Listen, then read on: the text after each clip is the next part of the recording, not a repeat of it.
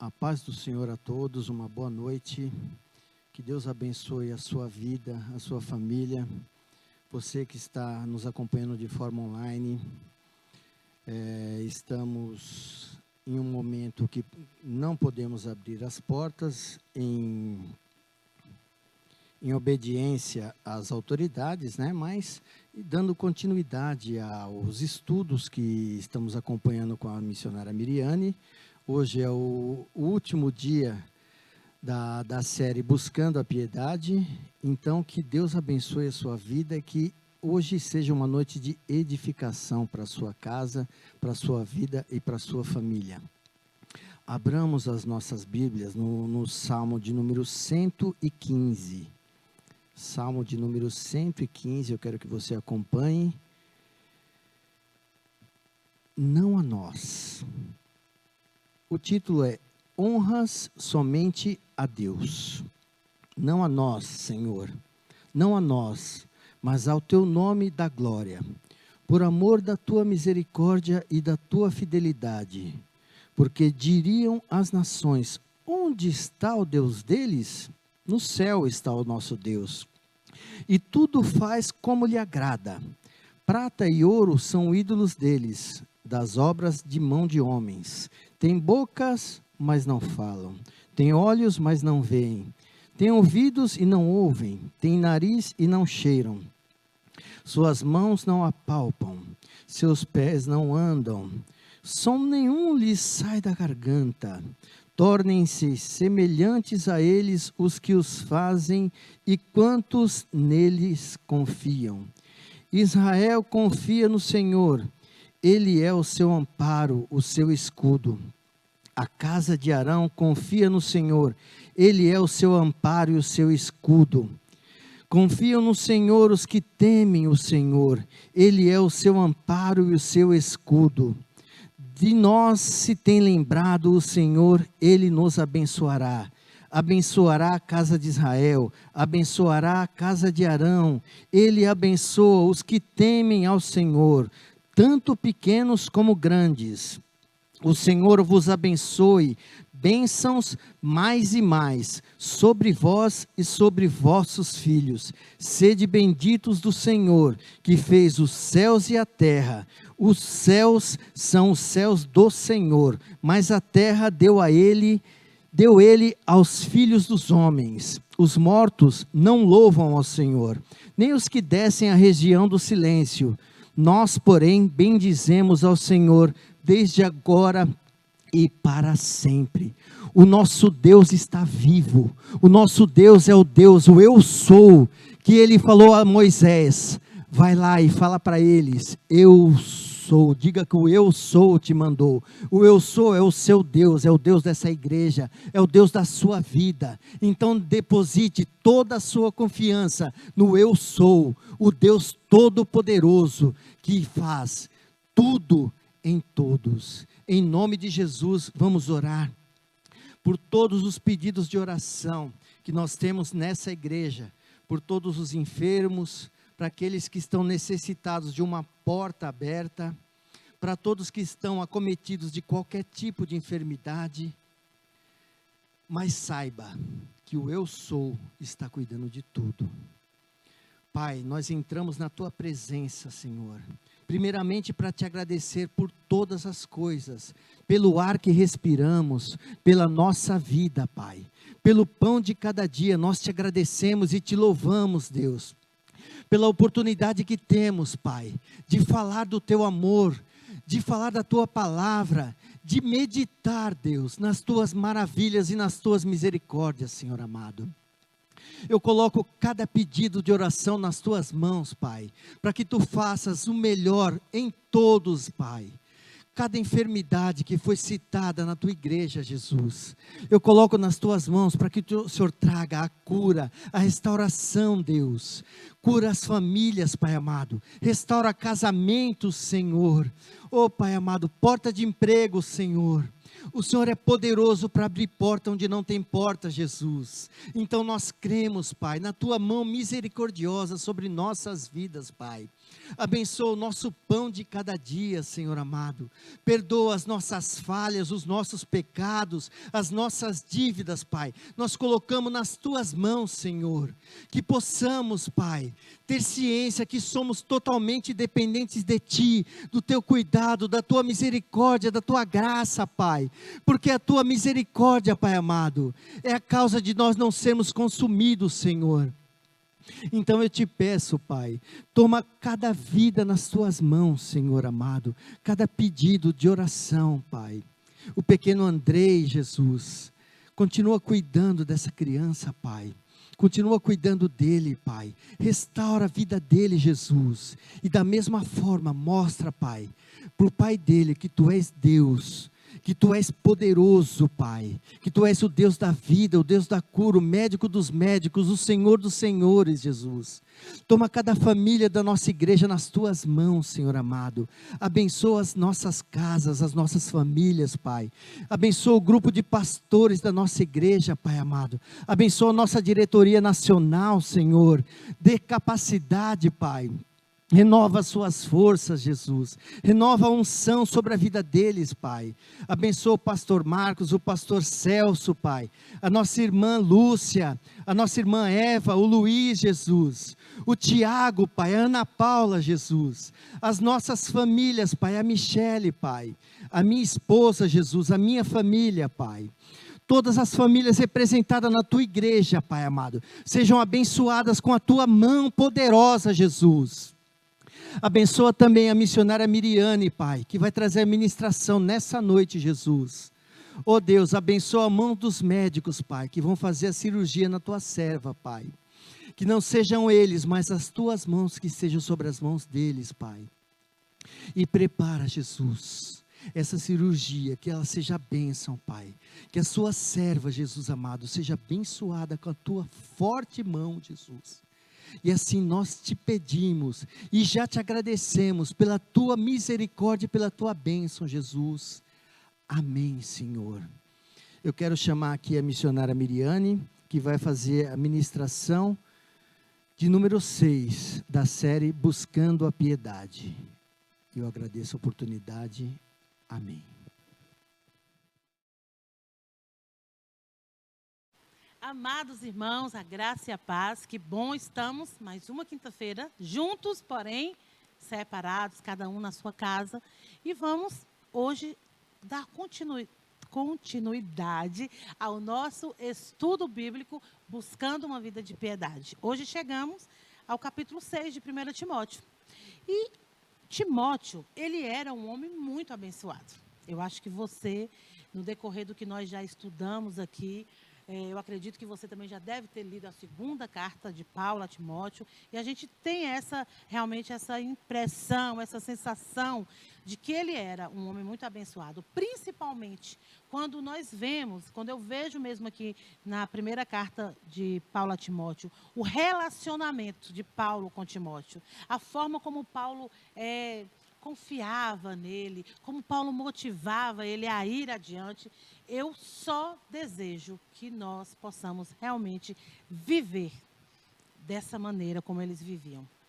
Eu só desejo que você, que chegou até aqui, acompanhou esse estudo, possa viver assim também, tendo um conselheiro, que você possa ter um Paulo na sua vida, que possa ser o seu conselheiro, que possa ser aquele que pega na sua mão, que põe a mão no seu ombro e te mostra onde você está errando, o que você precisa melhorar. Um Paulo que anda lado a lado com você, te motivando. E se a gente realmente parar para pensar, nos 5 capítulos que já estudamos até aqui, a gente pode ver que essa carta de Paulo, ela é rica em muitos assuntos. Eu até anotei algumas coisas que me chamam a atenção aqui. Essa carta, ela é repleta de ensino doutrinário. Concorda comigo? Aprendemos muita doutrina nessa carta. Sugestões práticas, coisas que nós vamos devemos colocar em prática. Eu espero que muitas você já colocou em prática. Critérios para a gente lidar com tempos difíceis. A gente também já pode ter colocado algumas coisas em práticas, porque, afinal de contas, estamos vivendo tempos difíceis, sim.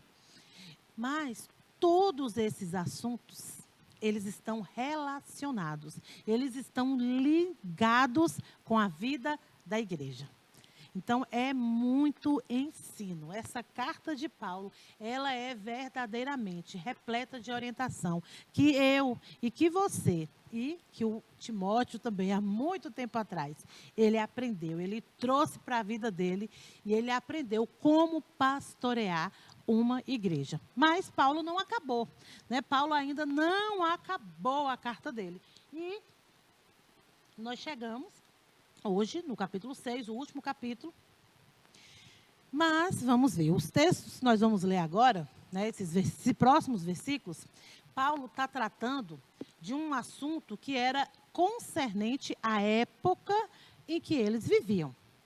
Ele está falando exatamente de um comportamento adequado que os escravos cristãos deveriam ter.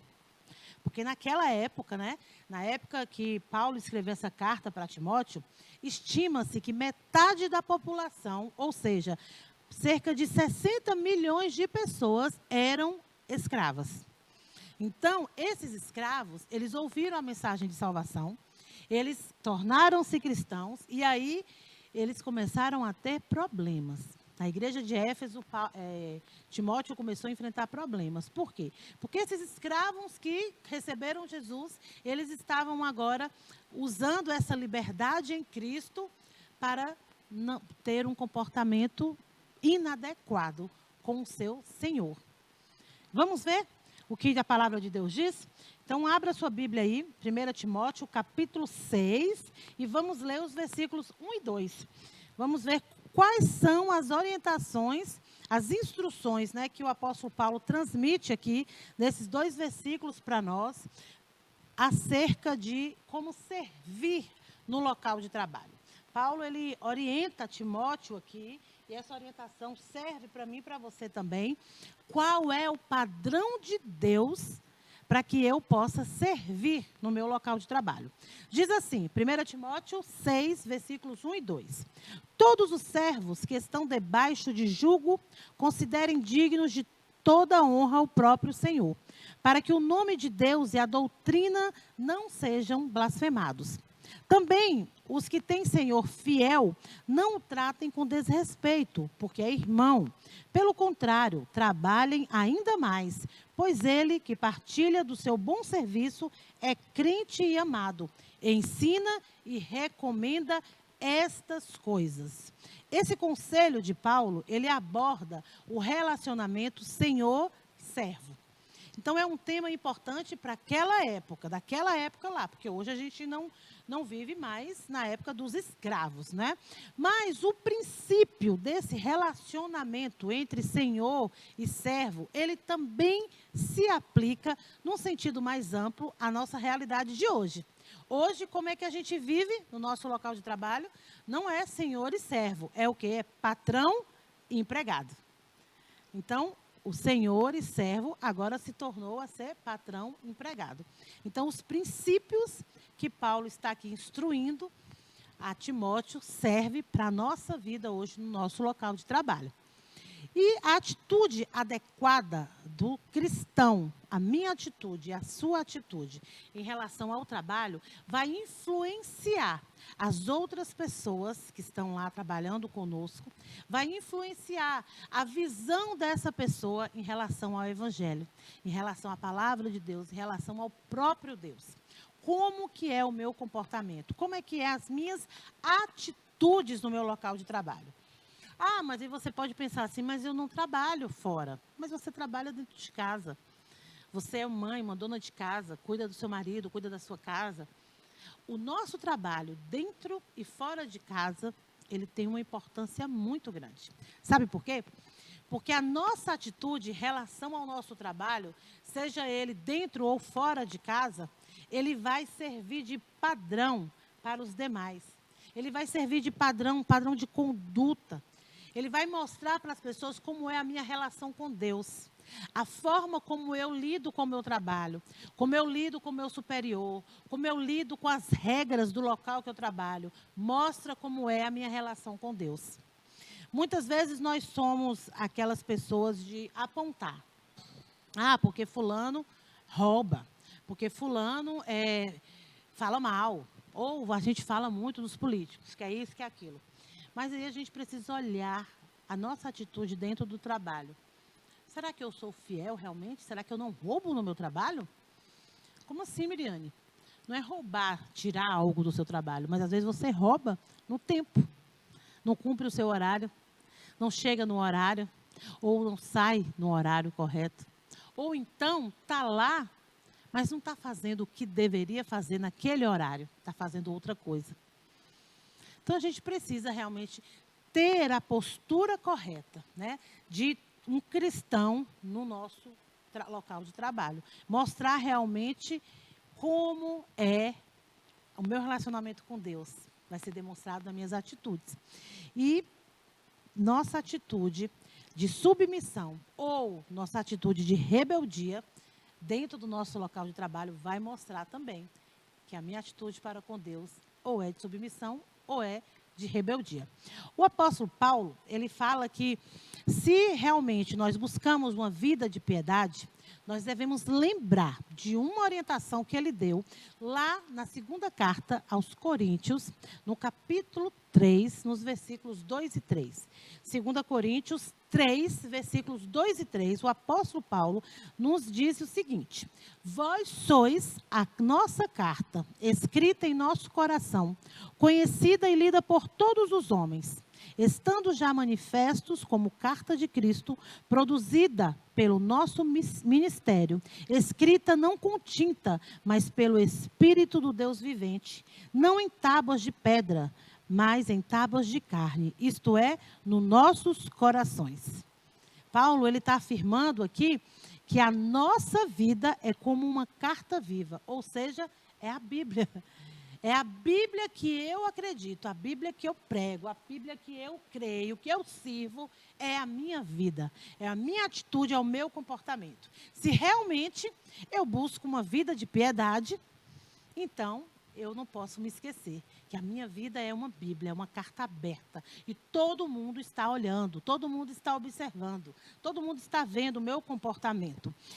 Uma coisa que eu acho bem interessante nesse livro aqui, tem uma citação que é intitulada O Evangelho Segundo Você. Olha bem, deixa eu achar, né? Está aqui na página 131. Presta atenção. O Evangelho Segundo Você. Os evangelhos de Mateus, Marcos, Lucas e João são lidos por muitas pessoas, mas aquele que é mais lido e comentado é o Evangelho Segundo Você. Você está escrevendo um evangelho, um capítulo a cada dia, através do que você faz e das palavras que você diz. Os homens leem o que você escreve, seja falso ou verdadeiro. Responda como é o evangelho segundo você. Os homens leem a verdade e o amor de Deus em sua vida, ou sua vida está repleta de malícia e contenda? O que transparece em sua vida, maldade ou retidão? Responda. Como é o Evangelho segundo você? Como é que é o Evangelho segundo você? Ainda bem que vocês não estão aqui, porque essa resposta não é para mim. É você com o Senhor. Nós precisamos ter cuidado da nossa postura no nosso local de trabalho. Se a gente tivesse tempo, muito tempo aqui, eu ia compartilhar com vocês várias experiências que eu vivi quando eu trabalhei na prefeitura, onde mesmo eu, sendo quem eu sou, eu ouvia em relação ao comportamento por ser serva do Senhor. Muitas vezes de ter até regalias, porque eu era serva do Senhor. Uma vez, eu vou contar só um, porque eu não consigo. Uma vez eu trabalhava, eu acho que eu já mencionei aqui outras quintas-feiras, que o meu chefe direto, ele era também um servo do Senhor, ele era o administrador da secretaria e eu era secretária dele. Aí um dia eu pedi para ele uma folga. Eu falei, Ronaldo, eu preciso de uma folga amanhã, porque eu vou ajudar a minha amiga a mudar. Aí ele olhou, botou a mão assim no queixo e falou assim, só você mesmo, que me pede folga na maior cara, assim, sem vergonha, como dizem, né? Para ajudar uma amiga a fazer uma mudança. Aí eu falei, então, eu poderia vir aqui, falar que eu não vim, falar que eu estava com dor de barriga, falar que eu vou no médico, até um atestado falso, como a gente recebia muitos lá. Mas eu estou sendo verdadeira. Você vai dizer se pode ou não pode me dar. Aí ele falou assim, é por isso que eu te dou. É por isso que eu te dou todas as folgas que você precisa. Porque você me fala realmente a verdade. Sabe, não estou falando isso porque eu sou alguma... Não, gente, não sou. Mas a gente precisa ter um comportamento que condiz com aquilo que a gente crê. A gente precisa realmente tratar com os nossos colegas, com os nossos líderes, com os nossos chefes, os nossos patrões dentro do nosso local de trabalho, da forma correta, da forma de uma pessoa que busca uma vida de piedade. Não vamos mentir, não vamos dizer assim, na igreja eu sou uma, no trabalho eu sou outra. Pelo amor de Deus, vamos lembrar que nossa vida é uma carta escrita, uma carta aberta. Nós precisamos ter cuidado quanto a isso. Queridos, a Bíblia, ela é um livro fascinante. Ela é um livro que nos ensina tanto acerca de tantas coisas. E muitas vezes os assuntos se repetem na Bíblia. Muitas vezes a gente ouve, né? Muitas coisas, eu já estudei sobre isso ali, eu já estudei sobre esse assunto de novo. Então, tudo que a gente precisa aprender de como alcançar, de como viver uma vida de piedade, a gente encontra na palavra de Deus. Mas muitas vezes os assuntos são repetidos. Muitas vezes a gente lê mais de uma vez aquele assunto. E nesse momento eu não tenho que pular aquele assunto por achar que eu já sei. Eu tenho que falar, opa, se está falando sobre isso de novo é porque Deus quer que eu dê atenção para isso. Ele tem algo para me ensinar mais, ou eu ainda preciso melhorar nesse aspecto. Então, vamos ver agora, aqui no capítulo 6 de Timóteo, mais uma vez, Paulo está alertando Timóteo acerca dos falsos mestres. Como reconhecer os falsos mestres. Na verdade, ele está falando pela terceira vez. Queridos, olha bem. Carta de 1 Timóteo tem 6 capítulos. E pela terceira vez, Paulo está falando de reconhecer os falsos mestres. É um assunto importante. Evidentemente, Deus quer que nós aprendamos alguma coisa. Nós temos visto aí muitas doutrinas diferentes, muitos ensinamentos conduzidas por falsos mestres. Precisamos reconhecer. Para que você não seja enganado, nós precisamos conhecer a palavra de Deus. Nós precisamos entender os conselhos, as instruções do apóstolo Paulo, para que nós não sejamos enganados pelos falsos mestres dessa época agora, que está assim, ó. Abra sua Bíblia aí, 1 Timóteo, capítulo 6, vamos ler os versículos 3 a 5. Diz assim, 1 Timóteo 6, 3 a 5. Se alguém ensina outra doutrina e não concorda com as sãs palavras de nosso Senhor Jesus Cristo, é contra o ensino segundo a piedade.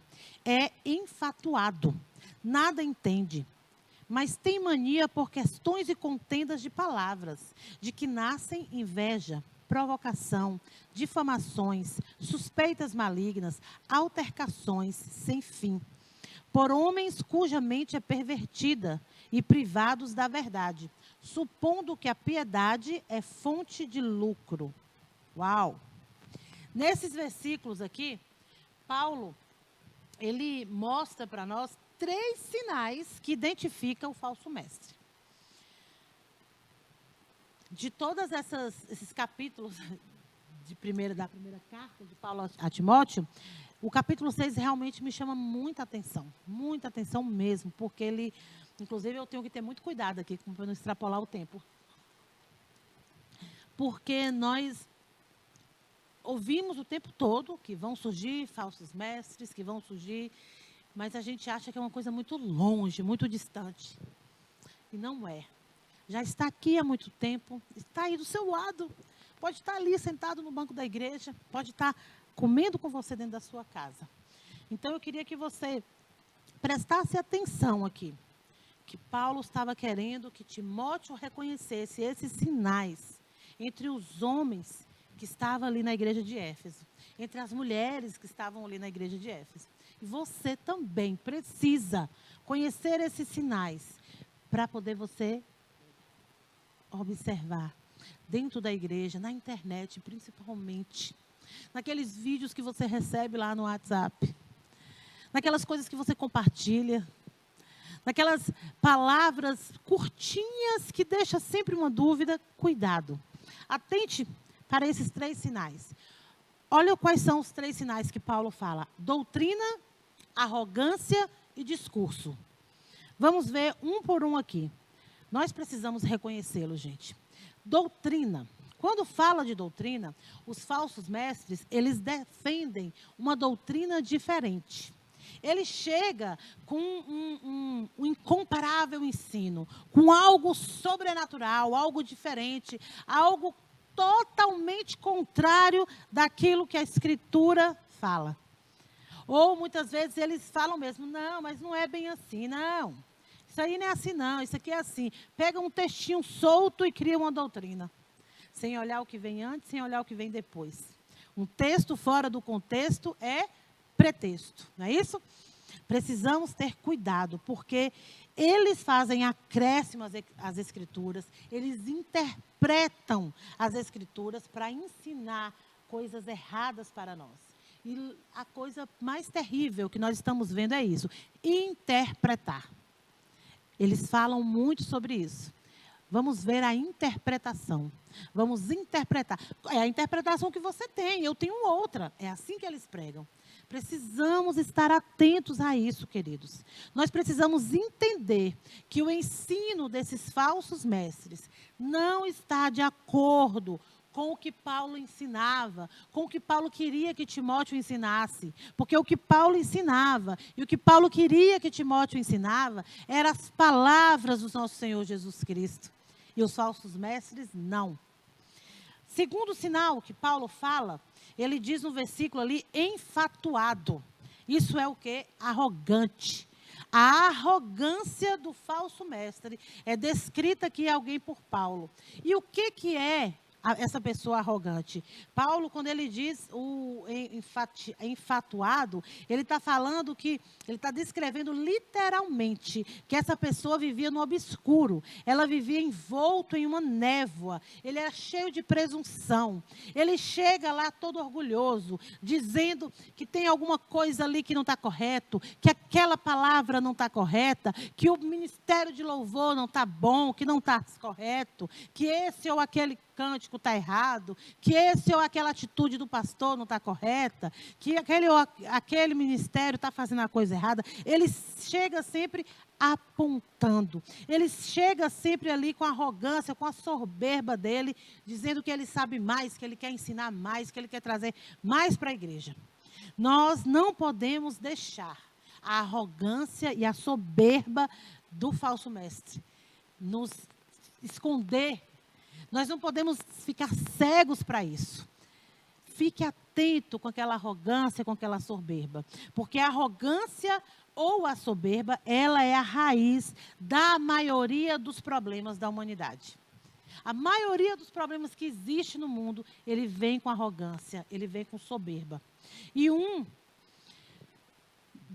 problema muito sério que a gente vê dentro da igreja é isso. Vem alguém de novo, e alguém fora, vem lá com uma doutrina diferente e ele chega sempre arrogante. Eu me recordo que alguns anos atrás começou a aparecer algumas pessoas assim, numa igreja que eu congregava. E eu sempre fui meio assim, cismadinha, ficava, né, meio assim, muito arrogância, muito errado, isso aí não é assim, é assim. E a igreja toda estava babando por aquilo, a igreja toda estava ficando cega por aquilo. Aí até que eu falei, né? Mas quando eu falei, eu não fui bem aceita. Fiquei quieta. E aí depois, essa pessoa que chegou lá com a doutrina nova, com aquela arrogância, ela tirou uma família toda de dentro da igreja. E essa família toda se converteu ao judaísmo não messiânico. Pai, mãe, filhos, nora, família da nora, sogra, tal.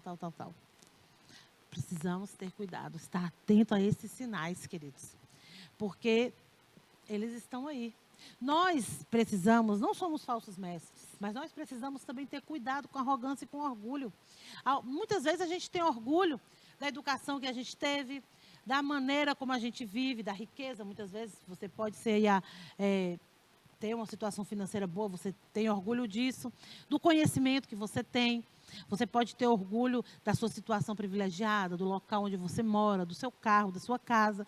E às vezes nós somos orgulhosos até pela nossa humildade. Mas lembra que o orgulho, ela é a raiz dos nossos maiores problemas. Nós precisamos ter cuidado, porque a lista dos problemas, a lista das situações que nos faz ficar orgulhosos são muito grandes. Nós precisamos ser honestos. Nós precisamos sempre lembrar que a palavra de Deus ensina que o orgulho precede a queda. Eu estou aqui falando dos falsos mestres, de um sinal que Paulo mostra para a gente, que é um sinal que o falso mestre tem, mas eu abri um parênteses para falar também, porque nós podemos nos tornar orgulhosos, nós podemos nos tornar soberbos, e quando a gente menos espera, a gente já caiu por causa do orgulho e por causa da soberba. Não se orgulhe pelo que você tem. Não se orgulhe pelo que você pode fazer. Se orgulhe de seu nome estar escrito no livro da vida. Cuidado. Cuidado com essas atitudes. E o terceiro sinal que Paulo dá em relação a reconhecer os falsos mestres, ele fala do discurso. As palavras possuem um efeito poderoso. As palavras do falso mestre, eles vão produzir frutos malignos. As palavras dele vão trazer contenda, vai trazer confusão, não vai trazer edificação. Sabe por quê? Porque são palavras frívolas, né? Como Paulo menciona, são palavras que não traz conserto, são palavras mentirosas, são palavras que estão totalmente fora da verdade, da palavra de Deus. E nós precisamos ter muito cuidado quanto a isso. Eu não sei quantos de vocês já tiveram a oportunidade de conversar com um ateu, conversar com uma pessoa que busca outra religião, conversar com aquela pessoa que crê em outra seita. É um momento de conflito, não é verdade? É um embate, é uma coisa desgastante. Sinceramente, quando a gente sai de uma conversa dessa, eu me arrependo, falo, por que eu me envolvi nisso? Porque a gente sai desgastado, porque você quer mostrar a verdade da palavra de Deus e a pessoa está cega, surda, não ouve. E você, às vezes, a gente até briga, sai até discussão. Então, isso é o quê? É uma conversa frívola, é contenda de palavra. E é isso que o falso mestre traz para nós, contendas de palavras. E acaba sempre em frustração. Cuidado. Cuidado. Chegou alguém, mesmo que não tenha chegado na sua igreja, alguém chegou e falou assim, vamos comigo ali no lugar, tem um pastor ali. Eu acho que aqui em São Paulo não acontece muito essas coisas, não. Mas lá na minha cidade, todo mês chegava um. A gente vai na igreja do pastor fulano de tal, porque lá, essa semana, tem um pastor que está revelando tudo, que está falando que está isso, aquilo, aquilo outro. Cuidado com isso. Lembra, qual a doutrina que ele prega? Ele é arrogante? E o discurso dele, como é que está? Ele está pregando aqui a palavra de Deus, a verdade? Cuidado, cuidado, seja sensível a isso, por favor.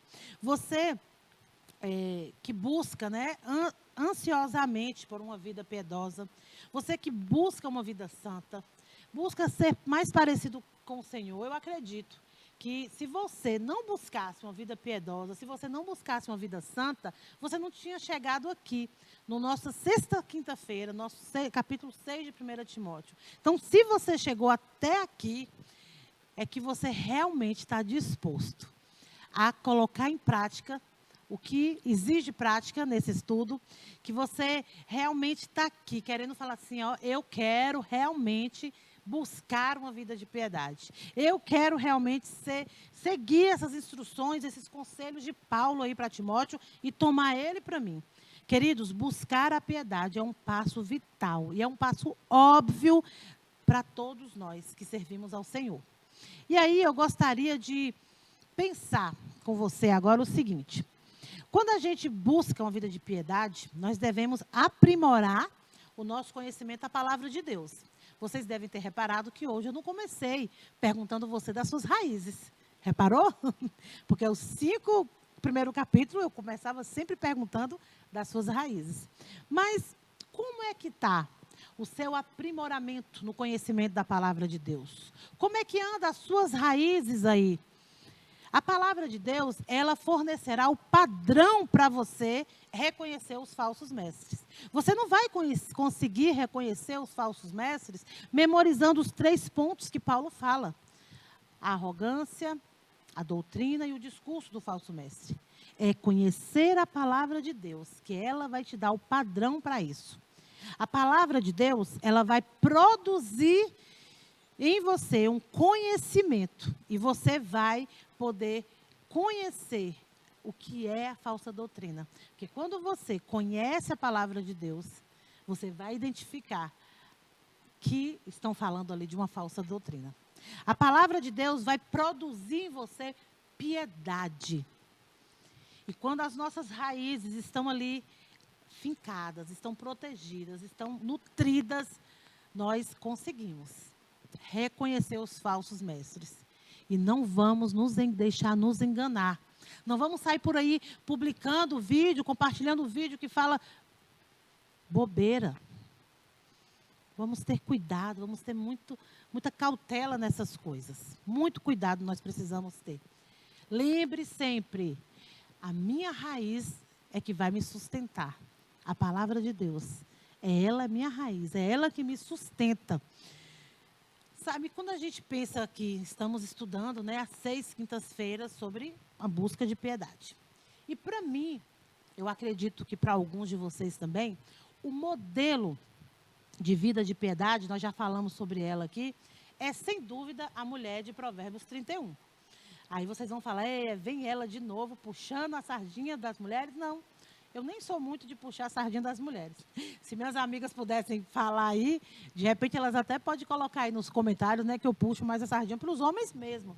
Mas a mulher de Provérbios 31, ela nos ensina algo muito importante, que eu preciso aprender, que você precisa aprender. Você que é homem, você que é casado, solteiro, viúvo, a mulher, todo mundo precisa aprender. Sabe o quê? Essa bela mulher de Provérbios 31, ela nos ensina acerca do dinheiro. Isso mesmo.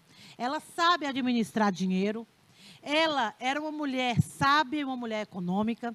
Ela ganhava dinheiro, ela gastava dinheiro, ela investia dinheiro, ela administrava o dinheiro e ela dava dinheiro. Olha, precisamos aprender com ela isso.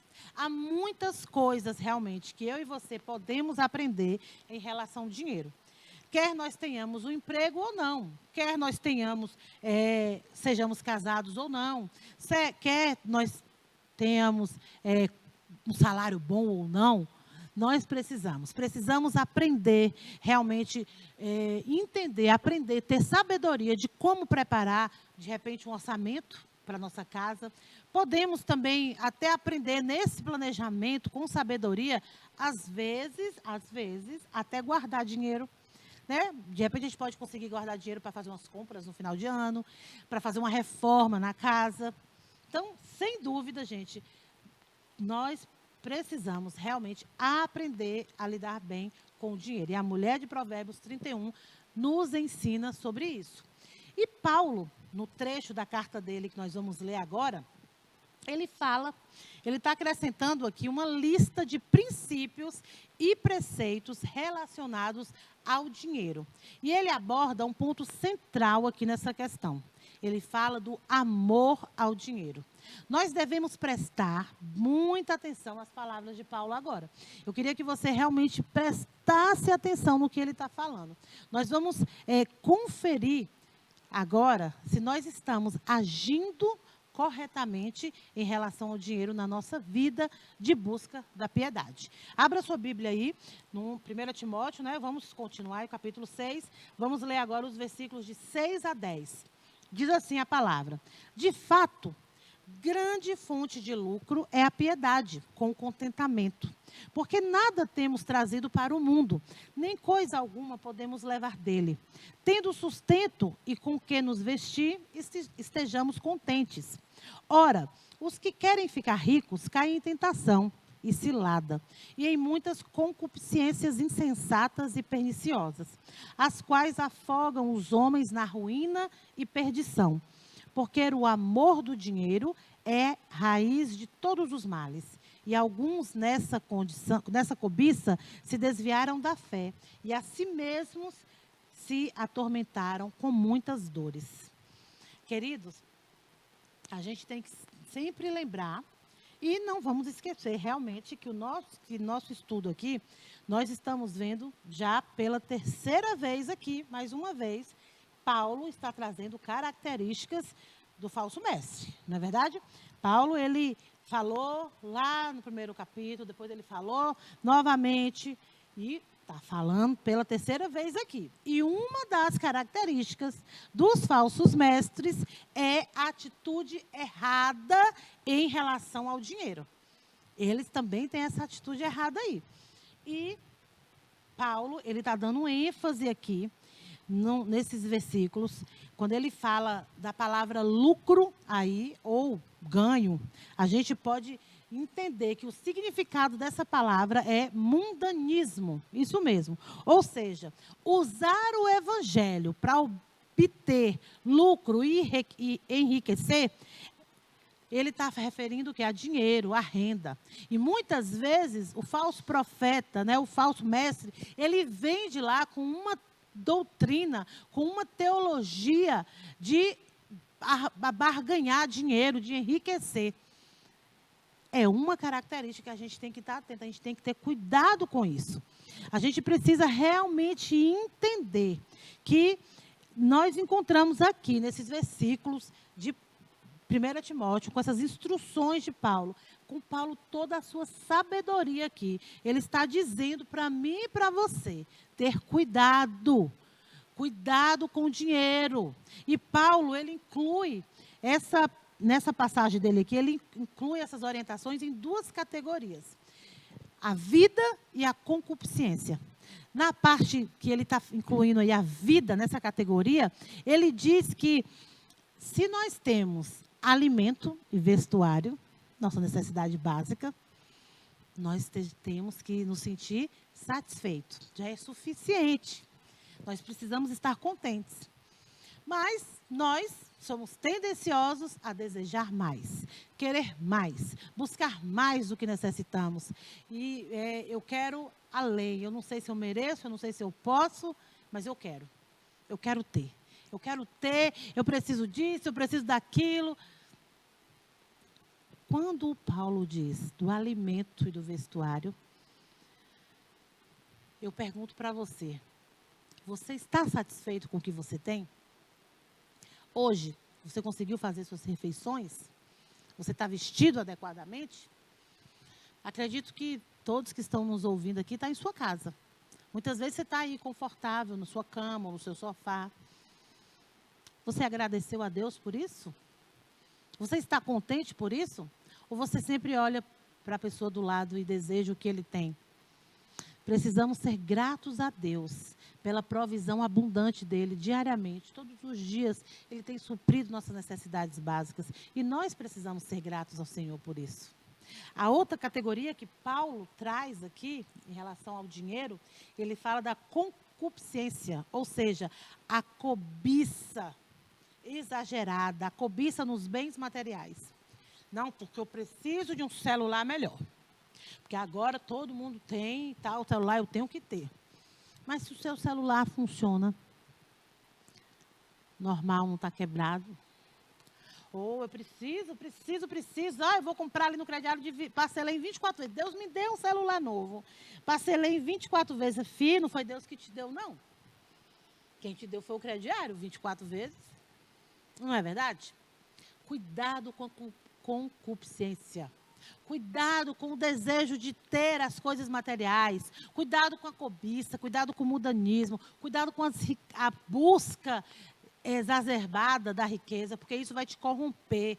Isso vai te afastar da vida de piedade, vai te afastar do contentamento, vai te afastar do Senhor. Cuidado. E preste bem atenção. Uma coisa muito importante, que Paulo, ele não está afirmando aqui nesses versículos que o dinheiro é a raiz de todos os males. Ele está falando que o amor ao dinheiro, esse sim é a raiz de todos os males. Porque o dinheiro, ele é necessário. Para a gente poder adquirir as nossas necessidades básicas, a gente precisa do dinheiro. O dinheiro, mesmo que alguém te sustente, alguém precisa do dinheiro para poder te dar as suas necessidades básicas. Paulo está falando quando a gente coloca o amor ao dinheiro. Quando a gente coloca primeiro lá o amor e não o nosso coração nas coisas que ele pode, de repente, nos trazer. Mas em ter mais, buscar mais, porque eu preciso, porque eu quero, eu preciso de dinheiro, a gente precisa ter cuidado. E olha bem o que, eu anotei algo bem interessante aqui, que eu quero indagar você. Você deve ser uma alma generosa e dar do seu pão ao pobre.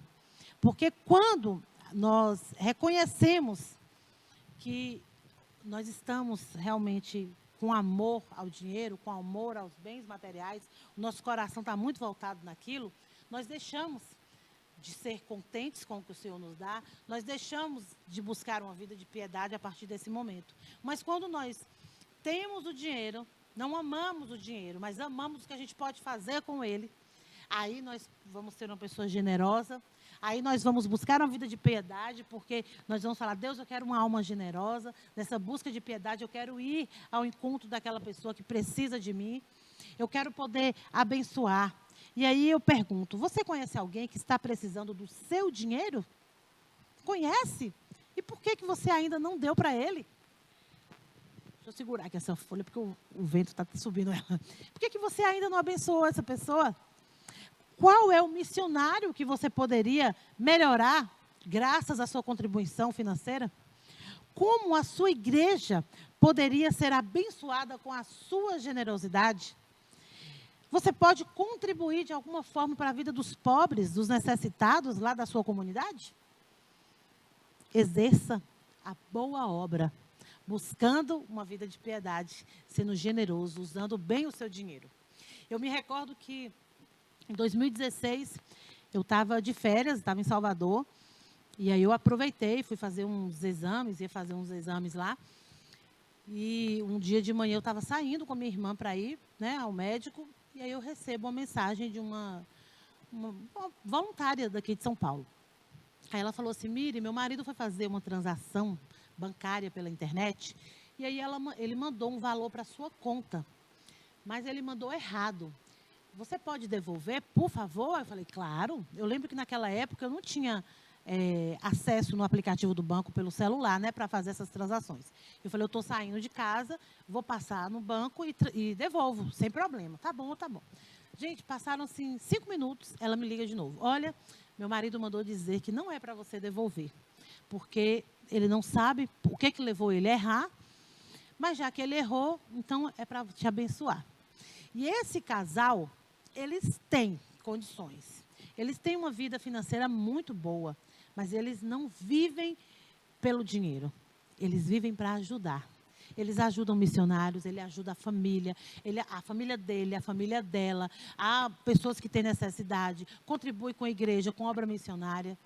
Porque muitas vezes nós temos, mas amamos tanto ter, que a gente não usa muitas vezes nem para o bem-estar da nossa própria família.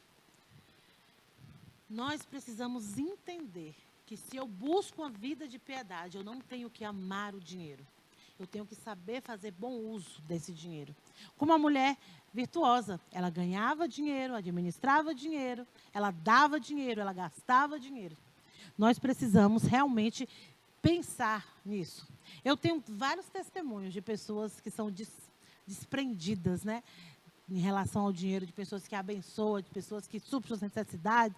No momento assim, se eu fosse compartilhar todos esses momentos, aqui a gente varava aí à noite. Mas você precisa aprender que Deus pode te usar para abençoar a vida de outros com o dinheiro que você tem, com muito ou com pouco que você tem. E me fala uma coisa aí, se você pudesse estar aqui e me responder. Você gostou de estudar os versículos anteriores dessa carta de 1 Timóteo? Realmente esses versículos ele trouxe para nós, né? Para mim, pelo menos, todas as vezes que eu estudo, eu sempre sou muito edificada, porque traz ensinamentos maravilhosos, mensagens maravilhosas, como essa agora, né? Em relação ao dinheiro, a ter um coração gracioso, um coração generoso, né? Que busca a piedade, mas que é generoso, que é bom. E os versículos que nós vamos ler agora, ele traz um outro aspecto da busca da piedade. Um aspecto árduo, um aspecto mais cansativo. Porque Paulo, ele está incentivando agora a Timóteo, e a mim, a você também, a lutar, a combater, a fugir e a buscar. Como você pode perceber, essa lição aqui nossa, de 1 Timóteo, ela é repleta de ações, ela é repleta de conflitos, tem muitas coisas, não é verdade? Então, abra sua Bíblia aí agora, continuando, 1 Timóteo capítulo 6, agora vamos ler os versículos 11 a 16. Diz assim: Tu, porém, ó homem de Deus, foge destas coisas. Antes segue a justiça, a piedade, a fé, o amor, a constância, a mansidão. Combate o bom combate da fé. Toma posse da vida eterna, para a qual também foste chamado, e de que fizeste a boa confissão perante muitas testemunhas. Exorto-te perante Deus, que preserva a vida de todas as testemunhas. Exorto-te, estou voltando aqui. Exorto-te perante Deus, que preserva a vida de todas as coisas, e perante Cristo Jesus, que diante de Pôncio Pilatos fez a boa confissão, que guardes o mandato imaculado, irrepreensível, até a manifestação do nosso Senhor Jesus Cristo, a qual, em suas épocas determinadas, há de ser revelada pelo bendito e único soberano, o Rei dos reis e Senhor dos senhores, o único que possui imortalidade, que habita na luz inacessível, a quem homem algum jamais viu, nem é capaz de ver. A ele a honra e o poder eterno. Amém. Nessa passagem, Paulo ele está quase terminando sua carta a Timóteo. Ele está dirigindo-se de forma bastante pessoal, né? Paulo faz algumas recomendações aqui para Timóteo, para o seu amigo, seu jovem amigo e colaborador, né? Timóteo, porque Timóteo ele era um jovem, mas ele era amigo e ele colaborava com Paulo no ministério. E aí ele fala para Timóteo, ele começa chamando Timóteo de quê? Um homem de Deus. Ele diz aqui que para Timóteo ter duas atitudes. Ele fala para Timóteo fugir de alguma coisa, e ele fala para Timóteo conseguir, né, fazer, buscar outra coisa. Uma atitude era negativa, fugir, e a outra positiva, buscar, seguir. Então, vamos ver aqui quais são essas atitudes. Vamos ver aqui primeiro qual é a atitude negativa. Ele diz que Timóteo devia fugir do amor ao dinheiro. E é para mim e para você também. Então, ó, fuja do amor ao dinheiro. Por quê? Porque o amor ao dinheiro, ele traz consigo armadilhas malignas. E não se trata simplesmente de ignorar. Olha, gente, isso é muito sério. Não se trata simplesmente de ignorar, mas sim de fugir. Não se deixar prender pelo amor ao dinheiro. Sabe por quê? A gente pensa às vezes assim, eu tenho que fugir do pecado, mas eu fico andando do lado dele. E eu esqueço que a linha que separa a vida de piedade do pecado, ela é muito fina. Então, qualquer deslize meu, eu estou lá do outro lado. Então, por isso que ele fala, fuja. Não é só para a gente saber que eu não posso amar o dinheiro, amar as riquezas. Eu tenho que fugir disso. E, quanto ao aspecto positivo, Timóteo deveria se esforçar para buscar 6 virtudes. Então, quanto ao aspecto positivo, você deve se esforçar para quê? Para buscar a justiça e a piedade. Quando nós buscamos a justiça e a piedade, nós vamos ter atitudes e a nossa alma vai estar sempre voltada para Deus. Então, primeiras atitudes que você deve ter: justiça e piedade. Busque a justiça e a piedade. Depois, ele fala que Timóteo deveria buscar fé e amor. Queridos, fé e amor são o manancial da vida. Sem fé e sem amor, o que você vai fazer dessa vida? Então, você precisa buscar fé e amor. E, por fim, perseverança e mansidão.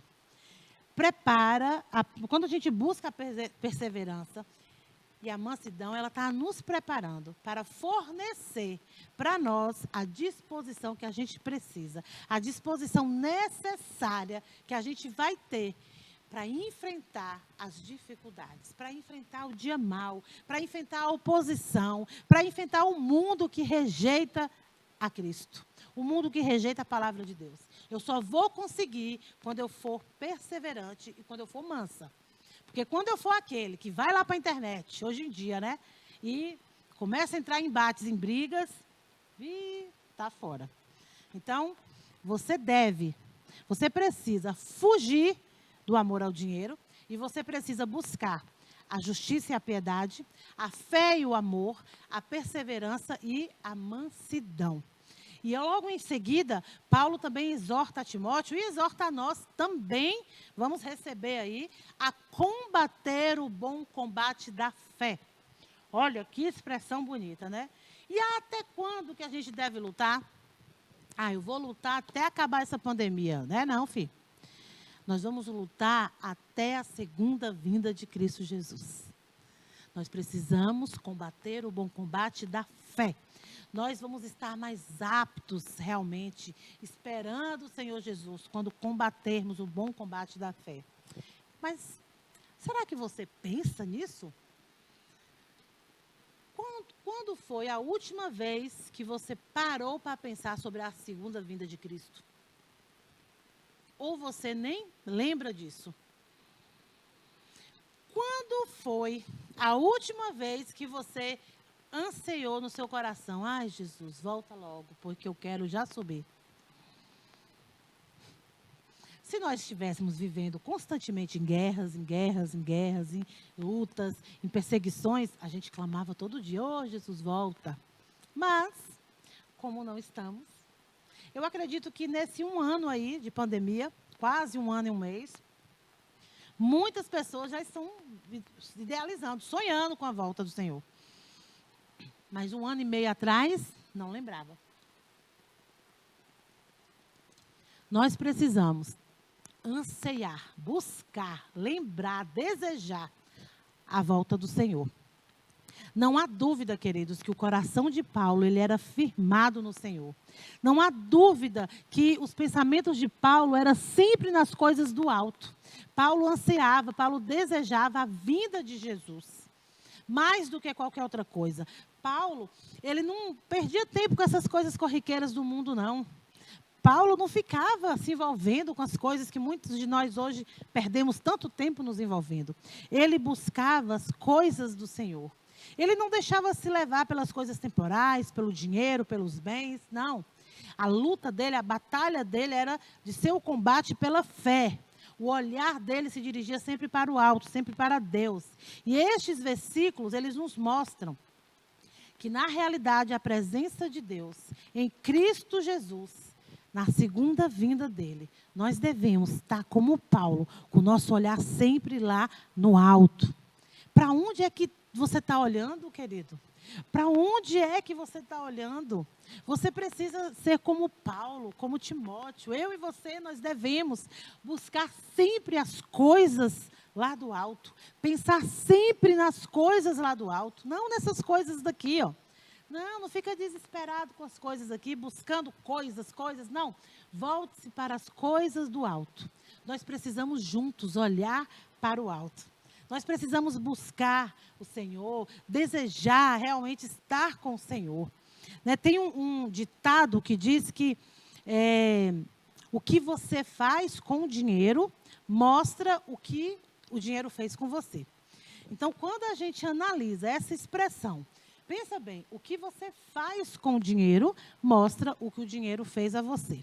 Então, analisando essa expressão, teve uma pessoa que escreveu o seguinte, que está aqui no livro, nosso devocional é baseado. Olha bem, a pessoa escreveu assim, pensando nas riquezas, tá? Há uma sobrecarga de preocupação em acumular riquezas, de receio em guardá-las, de tentação em usá-las, de culpa em abusar delas, de sofrimento em perdê-las e, por fim, por uma sobrecarga de razão para renunciar a elas. Essa paixão, essa busca é muito triste, é muito desesperador para nós. Então, eu queria, pensando nisso agora, né? Pensando nessa busca errada que nós temos muitas vezes pelo dinheiro, pelas riquezas, eu queria que você tivesse atenção para a gente ler agora os próximos versículos da carta de Paulo a Timóteo, né, no capítulo 6. Nós vamos ler agora os versículos 17 a 19. Eu queria que você ouvisse as palavras do mestre para nós agora. 1 Timóteo, capítulo 6, versículos 17 a 19, diz assim: exorta os ricos do presente século que não sejam orgulhosos, nem depositem a sua esperança na instabilidade da riqueza, mas em Deus, que tudo nos proporciona ricamente para o nosso aprazimento. Que pratiquem o bem, sejam ricos de boas obras, generosos em dar e prontos a repartir. Que acumulem para si mesmos tesouro sólido, fundamentado para o futuro, a fim de se apoderarem da verdadeira vida. Nós vimos lá em 1 Timóteo, no capítulo 6, que Paulo estava tratando daqueles que querem ficar ricos. Não é verdade? Querem ficar ricos muitas vezes usando o evangelho. Mas aqui, Paulo está falando daqueles que já são ricos. Ele não está condenando os cristãos ricos, não. Ele está simplesmente exortando a esses irmãos a lidar com a sua riqueza, a lidar com sabedoria com a sua riqueza. E aí ele diz, acumular tesouros. Jesus nos ensinou, lá em Mateus, no capítulo 6, que acumular tesouros aqui na terra não é uma atitude correta em relação às posses, em relação às riquezas. Então, Jesus nos ensinou que nós devemos acumular tesouros lá em cima, no céu. Então, Paulo também está falando sobre isso. E aqui no livro, a Elizabeth, ela traz uma citação bem interessante. Eu nem vou ler a citação, porque ela está falando sobre o talão de cheques. Hoje em dia, não é muito comum usar talão de cheques. Mas ela questiona assim, o que o talão de cheque fala a respeito de você? A forma como você usa o seu dinheiro. Aí ela diz assim, se uma pessoa pega o seu talão de cheques, o que ela vai descobrir a respeito de você e das finanças pelo canhoto do seu talão de cheque? Aí eu gostaria que você pensasse o que a fatura do seu cartão de crédito fala a respeito de você, a respeito de como você lidar com as finanças, a respeito de como você lidar com o gasto do dinheiro. Nós precisamos ter cuidado das nossas finanças. Às vezes a gente gasta sem ter. Como eu mencionei aqui, 24 prestações.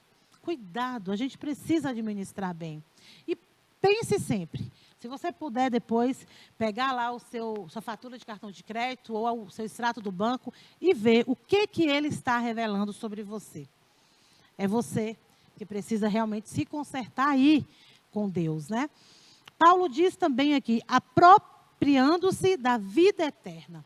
Muitas vezes, alguns ricos acham que quando eles dão todos os seus bens para os pobres, eles estão sendo salvos. Não, Paulo não está falando isso. Qualquer pessoa, seja ela rica ou pobre, alta ou baixa, branco ou preto, não importa.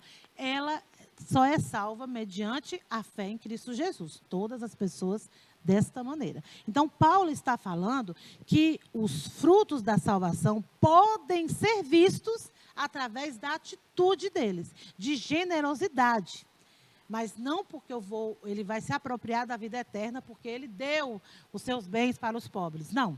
Isso aí mostra um fruto da sua salvação, né? A sua atitude em relação às riquezas, pensando nos outros. Lembra quando nós estudamos no capítulo 5, quando Paulo dá as orientações de como cuidar dos outros? Então, é nesse sentido que ele está falando. Ele diz também, apropriando-se das boas obras. Para contribuir, não é necessário ter dinheiro. Eu imagino que muitos de vocês devem estar falando aí, eu nem vou prestar muita atenção porque não está falando comigo. Eu não tenho dinheiro, muitas vezes você nem tem emprego, não tem salário. Mas para a gente contribuir, quando Paulo fala apropriando-se da boa obra, não é só contribuir com o dinheiro. Não é só suprir a necessidade de alguém que seja financeira. Muitas mulheres na Bíblia, na palavra de Deus, elas contribuíram generosamente, apesar da sua pobreza. E você pode sim contribuir, mesmo sem ter nada, ou quase nada. Você pode seguir o exemplo dessas mulheres da Bíblia, como a viúva de Serepta, que está descrita lá no livro de 1 Reis, no capítulo 17. Ela não tinha, mas ela contribuiu generosamente. Você pode também aprender com Dorcas, que está lá em Atos, no capítulo 9. Também não tinha, mas ela contribuiu generosamente. E também você pode aprender com Marta e Maria, lá em Lucas, no capítulo 10. Então, queridos, nós precisamos entender que mesmo sem ter dinheiro, sem ter trabalho, eu posso ser uma pessoa rica em boas obras. Eu posso contribuir. Eu me recordo que, há uns anos atrás, ia ter um culto na igreja e aí o pastor pediu para que a gente abençoasse outra pessoa. Eu não tinha com que abençoar. Eu orei, eu falei, meu Deus, quem eu vou abençoar e o quê? Eu não tinha nada naquele momento. E um dia eu achei na rua uma pulseira. Uma pulseira não era de ouro, mas era muito bonita, com um monte de pedrinha coloridinha. E naquela época estava assim, uma moda daquela pulseira. Todo mundo usava aquela pulseira. Eu lembro que na igreja tinha umas 5 pessoas, mais ou menos, que usavam pulseira daquela. Só que a pulseira não dava no meu braço. Né? A pessoa sempre tem um bracinho gordo, a pulseira ficou pequena. Eu guardei essa pulseira. E quando estava nesse dia aí de abençoar uma pessoa, dar essa oferta, eu orando. Aí um dia eu falei, já sei, eu vou dar aquela pulseira para Sarinha. Sarinha era a filha do zelador da igreja, uma adolescente na época. Quando eu dei essa pulseira para Sarinha, essa menina começou a chorar tanto, porque ela dizia que ela olhava as pessoas com aquela pulseira e ela pedia a Deus uma pulseira daquela. Olha bem, eu não tirei R$1, porque eu não tinha. Eu achei uma pulseira na rua e dei para uma pessoa. Eu fui generosa. Eu abençoei e aquela menina ficou super feliz e realizada, porque ela desejava ter uma pulseira daquela.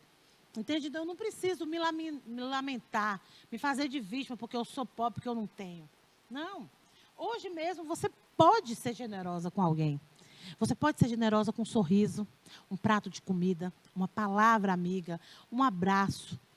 Você pode ser generosa de diversas formas hoje ainda. Mesmo à noite, você pode sim ser generosa.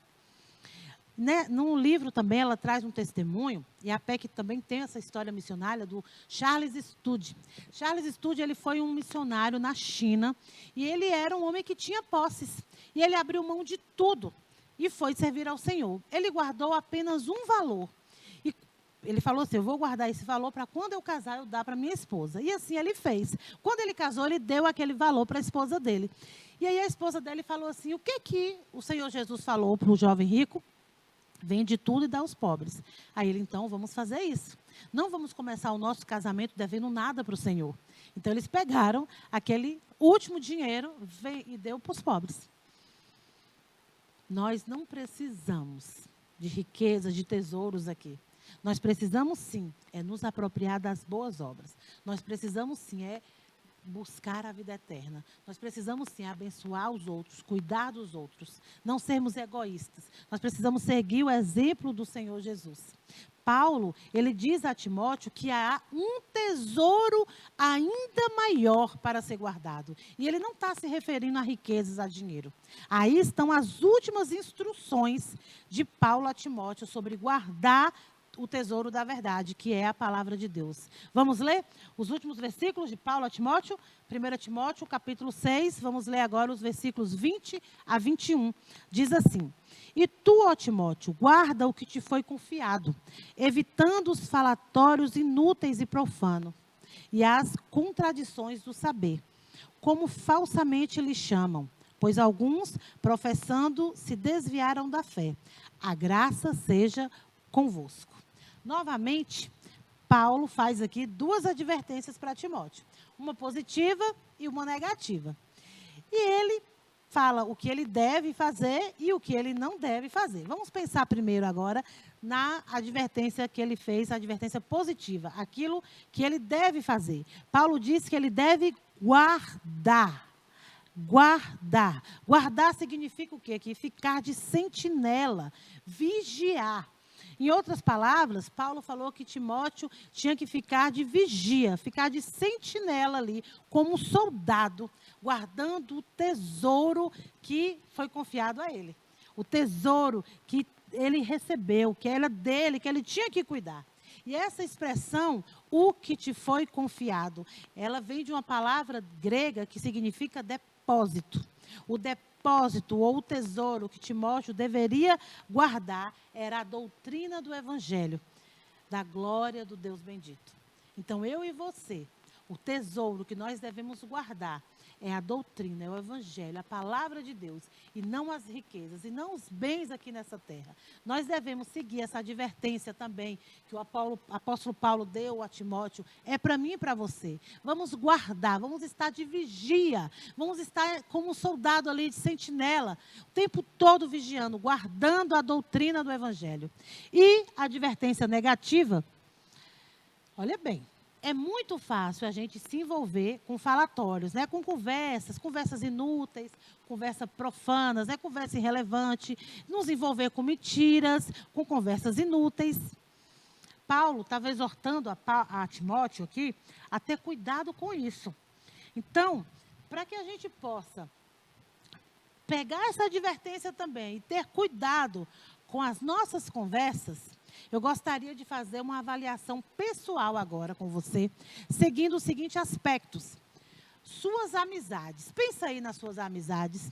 Que tipo de pessoas têm exercido maior influência em sua vida? Seu material de leitura. Você tem lido bons livros ou está enchendo sua mente com literatura profana, literatura irrelevante? E suas conversas? Seja conversas com crentes ou com incrédulos, elas giram em torno de Deus e da sua palavra, ou vocês conversam sobre assuntos mundanos, assuntos inúteis, como o versículo diz, assuntos frívolos? E os seus estudos? Você tem se dedicado ao estudo da palavra de Deus? Toda quinta-feira eu estou estudando a primeira carta de Paulo a Timóteo, mas encerramos hoje esse estudo aqui. E aí? Você está estudando a palavra de Deus ou você está se pegando apenas naquele falso prazer, naquele falso saber que contradiz as Escrituras? Lembre-se das suas raízes.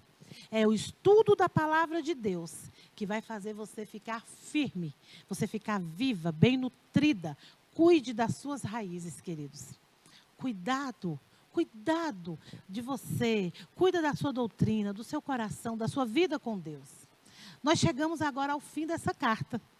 E eu acho muito pertinente encerrarmos pensando nessas palavras aqui. Paulo termina com umas palavras bem estimadas, bem cuidadosas, preciosas para Timóteo. Ele diz, a graça seja convosco. Timóteo, ele precisava da graça. Eu e você também precisamos. Sem a graça do Senhor, nós precisamos da graça de Deus para a gente guardar o bom tesouro. Nós precisamos do Senhor. Nós precisamos da graça para nos manter firmes enquanto buscamos uma vida de piedade. Piedade, ela é uma palavra que muitos crentes usam muito. Nós usamos o tempo todo. Nós gostamos de usar ela toda hora, a gente ora com essa palavra, a gente menciona ela na nossa conversa, a gente fala a respeito dela, mas a minha esperança é que nesse estudo aqui, nessas 6 quintas-feiras, que vocês possam realmente ter entendido o que significa a palavra piedade. O que significa realmente o sentido que essa palavra deve ter na minha vida e na sua vida. E por isso eu quero findar com uma frase que eu tirei do livro também aqui da Elizabeth, que ela diz assim, piedade, como vimos, é o anseio por agradar a Deus e andar em seus caminhos. É andar sobre a orientação de Deus. O cristão que busca a piedade tem como propósito fazer a vontade de Deus e a obedecer os seus mandamentos. Então, que você possa obedecer à vontade de Deus, possa seguir os mandamentos do Senhor, possa lembrar que o Senhor é contigo, possa lembrar que você precisa fincar as suas raízes em Deus, estudar, meditar na palavra de Deus, possa lembrar de cuidar dos outros, lembrar de evitar os falsos mestres, lembrar de honrar os seus líderes, lembrar de dar testemunho de Jesus no seu trabalho, seja ele dentro de casa ou fora de casa. Cuide do seu tesouro, combata o bom combate da fé. Que Deus te abençoe. Eu queria convidar você para que a gente possa orar, agradecendo ao Senhor por esse tempo. Amém? Vamos orar? Amado Deus, nós somos gratos ao Senhor, porque estamos encerrando aqui esse estudo, mas com o nosso coração verdadeiramente agradecidos, porque as instruções que o apóstolo Paulo deu a Timóteo, elas servem para mim, elas servem para a igreja do Senhor. E que nós possamos, ó Deus, aprender essas doutrinas, que nós possamos atender a esses conselhos, nós possamos mudar o nosso comportamento e colocar em prática todas as instruções que nos foi dado, ó Pai. Que nós possamos cuidar de nós, cuidar das nossas raízes, cuidar da vida de Deus em nós, e nós possamos também lembrar dos nossos irmãos, lembrar da nossa família, lembrar, Deus, de amar, lembrar de zelar, lembrar de honrar e nunca de criticar ou de apontar. Deus, ser conosco, ser com teu povo, ser com a tua igreja, e que cada dia mais nós possamos viver uma vida de piedade diante do Senhor, Pai. Muito obrigada, Deus, em nome de Jesus que oramos. Amém. Amém? Que Deus te abençoe, querido.